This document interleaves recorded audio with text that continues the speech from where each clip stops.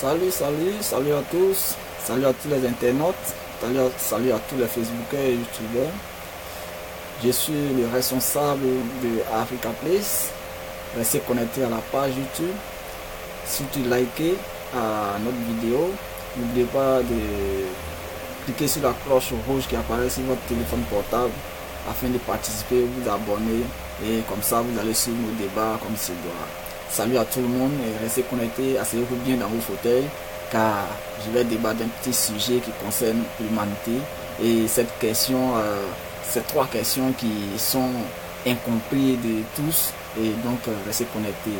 Le premier point déjà, je n'oublie pas des passages de saluer mes associés, Bérogué Apia, Dumandé Elvis et surtout à Bérissi Michel, fondateur de Africa Place. Je reviens sur la première question. La première question concerne la vie. Et cette question, c'est souvent récurrent dans la société, mais qui n'a pas une bonne réponse. Dans les dictionnaires, les réponses ne sont pas aussi claires et fondamentales. La première question, c'est qu'est-ce que c'est que la vie? Qu'est-ce que c'est que la vie? Ok. Moi, en tant qu'observateur, en tant que chercheur, en tant que jeune africain, moi je vais donner mon point de vue et ma réponse concernant la vie. Je pense que dans les dictionnaires, ils vont nous faire croire que la vie, c'est l'existence, c'est l'être, c'est le fait d'être en mouvement et c'est la naissance de tout. Voilà, de manière détaillée, comme le dictionnaire va nous donner l'explication. Mais de manière profonde et fondamentale, moi je dis que la vie, c'est la manifestation de tous les phénomènes de l'univers. La vie, c'est la manifestation de tous les phénomènes de l'univers. Et quand on dit vie, on dit déplacement, on dit mouvement, on dit toute chose, toute action et tout, c'est la vie. Parce que quand on est en vie, on se déplace, on fait tous les mouvements possibles. Ok. Ben, d'aucuns diraient que les êtres insensitifs. Et oui, l'être insensitif qui ne réfléchit pas ou qui ne se déplace pas vit. Et comment l'être insensitif vit? Je prends le cas de la roche. La roche qui est une pierre qui ne se déplace pas. Et à peine si cette pierre grandit, mais comment est-ce qu'elle vit dans l'univers? La roche, est d'abord, scientifiquement parlant, est passée de l'état liquide à un état solide. Ça, ce passage bref là, c'est déjà une manifestation de la vie dans sa miniature. Et donc le fait de passer de l'état liquide à l'état solide, la roche vit. Et le fait simplement d'occuper l'espace et son espace à lui, c'est une manière de vivre. C'est une manière de vivre. Et déjà, quand on parle de manifestations dans l'univers, c'est aussi le service que ces êtres-là rendent en tant que mouvement ou création ou transformation. Quand on prend le cas de la roche permet aujourd'hui à faire des constructions, voilà, les bétons, les ponts, quand on veut utiliser on utilise la roche, on les transforme en gravier, tout. Donc cette transformation, c'est la vie de la roche qui se manifeste comme ça. Et ça va dans le cadre de tous les êtres insensitifs, dans tous les êtres insensitifs. Quand on prend par exemple les êtres insensitifs, c'est les objets inaptes, on va dire comme ça, qui ne se déplacent pas, mais qui rendent des services, qui jouent leur rôle comme il se doit. Voilà.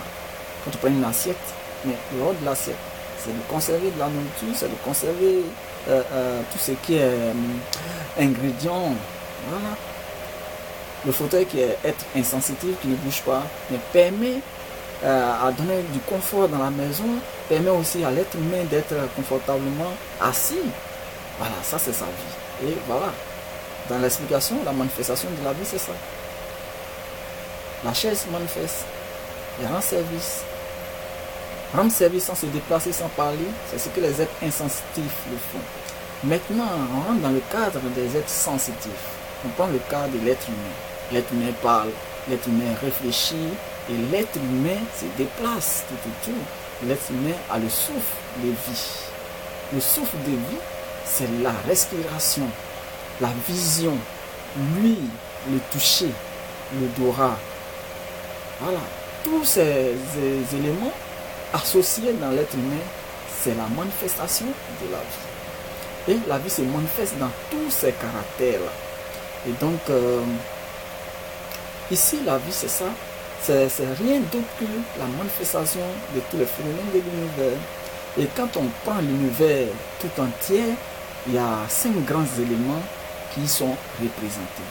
Et dans la représentation de ces 5 grands éléments, ces 5 grands éléments-là sont représentés dans l'être humain. On prend le cadre de l'environnement, qui est l'univers tout entier.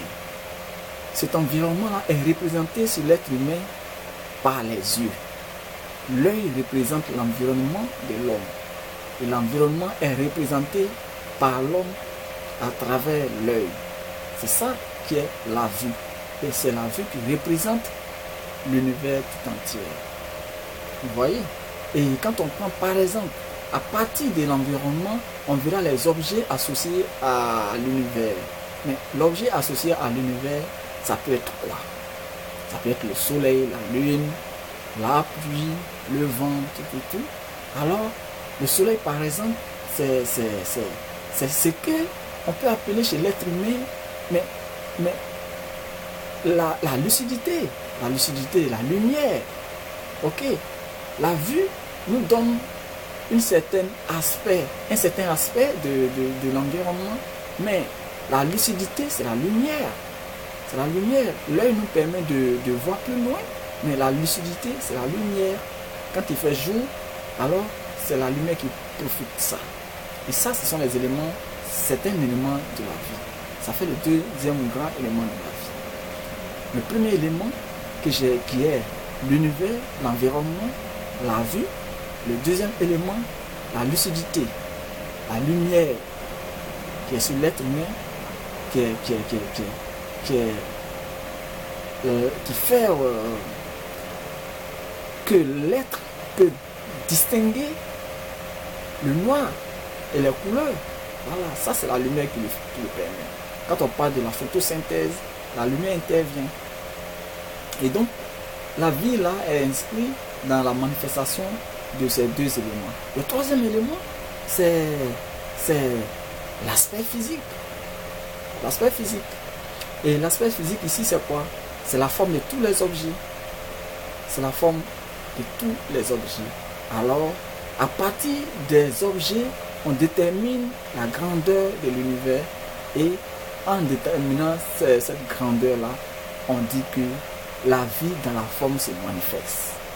Mais la vie dans la forme qui se manifeste là est favorisée par la lucidité de l'être humain qui est la lumière, le soleil, qui permet à l'être humain d'être lucide dans l'environnement. La forme de toutes ces choses-là caractérise la vie. Je prends l'exemple par exemple. Dans l'univers, il y a de l'espace. Et pourquoi chaque objet occupe une forme dans l'univers? Mais parce qu'elle vit, parce qu'elle se déplace dans l'univers. Quand tu prends l'arbuste qui est le maïs, l'arbuste c'est le maïs, mais quand le maïs grandit dans sa forme dans l'espace. Mais quand le manguier grandit, le manguier aussi prend sa forme dans l'espace. Donc la vie est inscrite aussi dans la forme. La vie est inscrite dans la forme. Les planètes n'ont pas les mêmes formes. Chaque planète est inscrite dans sa forme et dans l'environnement. Vous voyez? Donc la forme est le troisième grand élément de la vie. Et dans sa manifestation, on le voit. On peut voir par exemple le soleil se déplacer et la Terre se déplacer. On peut voir aussi les autres planètes se déplacer dans leur forme. La Terre tout autour d'elle. Elle vit. Elle se meut dans un sens bien précis. Donc, le troisième grand élément de la vie, c'est la forme. Le quatrième grand élément de la vie, c'est le souffle. C'est le souffle. Le souffle, c'est quoi? Le souffle est favorisé par l'espace. Le souffle est favorisé par l'espace. Le vent fait partie du souffle. Et le souffle, c'est conditionné par le néant qu'on appelle le Big Bang. Parce que le vent, c'est le reflet des mouvements des objets de l'univers. C'est le reflet des mouvements des objets de l'univers. C'est ce qui fait le vent. Et remarquez bien, le vent ne fait pas de mouvements dans un endroit fermé. Le vent fait toujours des mouvements dans un espace, dans des endroits espacés, là où il y a peu d'objets. Là où il y a peu d'objets. Mais c'est parce que l'univers dans son ensemble a des objets qui font des mouvements, a des objets qui sont en vie. Donc leurs frottements ne sont pas négligeables. Donc le quatrième grand élément, c'est le vent, le souffle de vie. Et ce souffle de vie-là est conditionné par chaque être en fonction de leur forme, qui est le troisième grand élément de la vie. Chers amis, restez connectés, c'est très important. Ce sont des principes de vie qui ne sont pas détaillés à l'école, mais sur la plateforme Africa Place, on vous permet de savoir toutes ces choses. Alors, j'ai parlé du quatrième élément, mais le cinquième élément, c'est quoi? Le cinquième élément, si j'ai sauté d'autres éléments, je vais revenir là-dessus dans ma prochaine vidéo.